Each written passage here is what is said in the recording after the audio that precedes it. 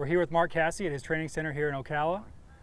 Mark, tell us a little bit about the importance of Ocala for training 2-year-olds. Well, I don't think there's anywhere better, and for the reason we're looking at here today. Look how beautiful it is. We get great weather. The horses like it because we do get some cooling at night, and then it warms up during the day. Good racetrack and lots of sun. There's nothing like sun. True. When did you know you wanted to make thoroughbreds your career? When I was about 5. Yeah, my dad always said if it didn't whinny, I knew nothing about it. When most kids were reading comic books, I was reading the racing for them, and it's just something I've always wanted to do. So what are some of your favorite memories about OBS? Well, I have a lot of memories with my dad. When we first started with the 2-year-old sales, we had no videos. I don't even know if we had timed workouts, but we didn't have a board that I can remember. I remember I was telling this story today. This had to be maybe 35 years ago or 30 years ago. I saw a filly work, and again, there were no videos.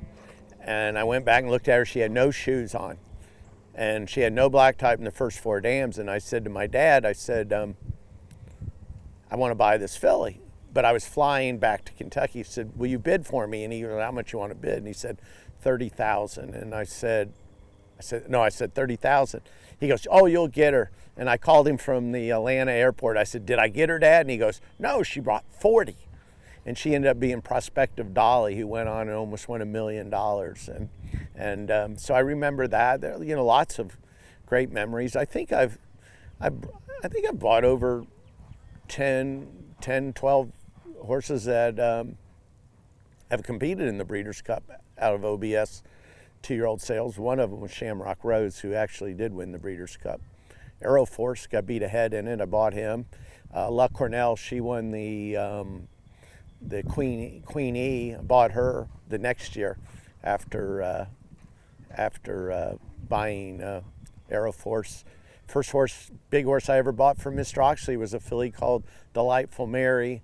She was 3rd in the Breeders' Cup. She was champion 2-year-old, and she had her name. And I'll always remember. I said to Mr. Oxley, "Are you going to keep her name?" And he said, "My mom's name was Mary, and she was delightful." And so I can tell you story after story. Tell us about OBS April graduate Wonder Gadot. She was great. Most of the time when I see horses, I like them, and I'll say to an owner, I said, I really want to try to buy this one. I can still remember telling Gary Barber, we're buying this one. And he goes, whoa, you don't usually say that. I said, I really want her.